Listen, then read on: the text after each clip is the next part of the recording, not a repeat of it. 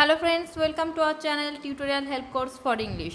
আজকে আমরা এখানে এডিটোরিয়াল লেটার লেখার ফরম্যাটটা নিয়ে আলোচনা করব। সো ফ্রেন্ডস, যদি তোমাদের আমার এই চ্যানেলটা ভালো লাগে তাহলে অবশ্যই আমার চ্যানেলটা সাবস্ক্রাইব করো এবং পাশে থাকা বেল আইকনটা অবশ্যই প্রেস করো, যাতে আমি যখনই নতুন কোনো ভিডিও আপলোড করবো তোমরা সাথে সাথে তার নোটিফিকেশান পেয়ে যাও। তো চলো শুরু করা যাক। আজকে আমরা এডিটোরিয়াল লেটার রাইটিং নিয়ে আলোচনা করব, মানে এডিটোরিয়াল লেটার ফরম্যাটটা কীরকম হয় সেটা নিয়ে কিন্তু আজকে আমরা আলোচনা করব।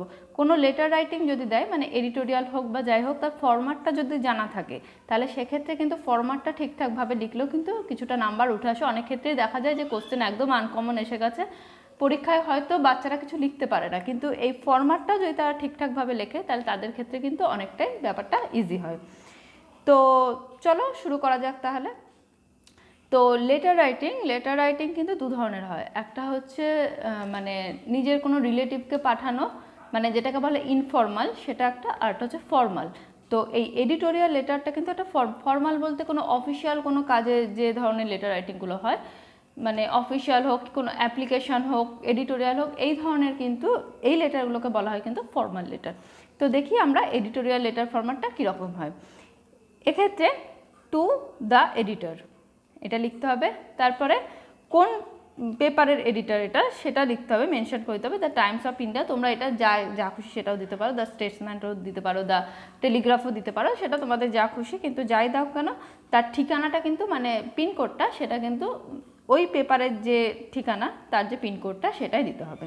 এটা একটা মুখস্থ করে নেবে।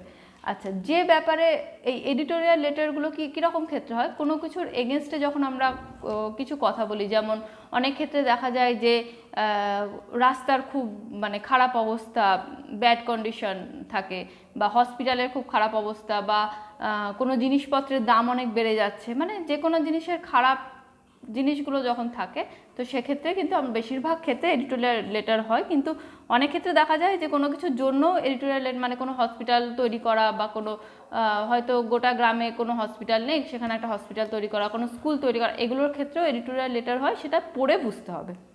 ঠিক আছে, তো আজকে আমরা যেটা নিয়ে আলোচনা করব, হয়তো কোনো কিছুর একটা খারাপ, কোনো স্মোকিং হোক বা যাই হোক, সেই ধরনের কোনো জিনিসের এগেনস্টে গিয়ে আমরা কথা বলছি, এবং সেই ধরনেরই একটা লেটার আজকে আমরা আলোচনা করছি।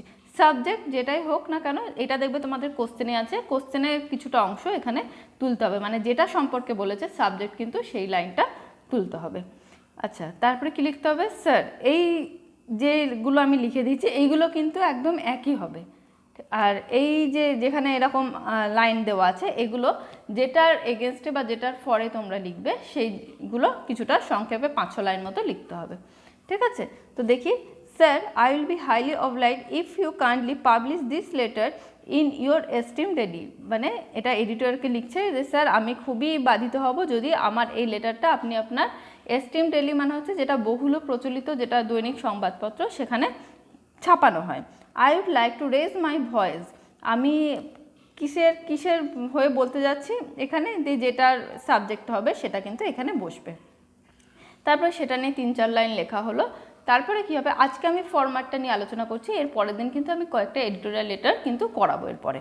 ঠিক আছে, therefore I expect the government would take necessary step to spread awareness among people, এগুলো লিখলাম। তারপর আমি কি লিখছি, যে তাহলে আমি এটা এক্সপেক্ট করব গভর্নমেন্টের কাছে, তা গভর্নমেন্ট নিশ্চয়ই এর জন্য কোনো প্রয়োজনীয় স্টেপ নেবে।